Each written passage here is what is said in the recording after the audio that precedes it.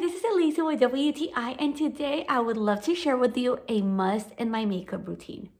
I'm loving my Urban Decay Hydrating Lipstick because first of all, it's long wear and it's moisturizing. Moisturizing is a must during the winter because my lips tend to get so chapped. So this formula is ideal. It has aloe vera and avocado oil. That is perfect to nourish your lips.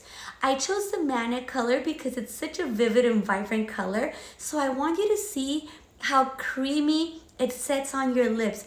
You make sure to swipe from one side to another, then you rub your lips evenly to distribute. This is one of 35 shades, so you can choose your favorite, but this is so moisturizing and full of antioxidants. Not only does this Urban Decay prepare you for the spring, but it also gives you a beautiful touch. I love it, and that is just my point of view.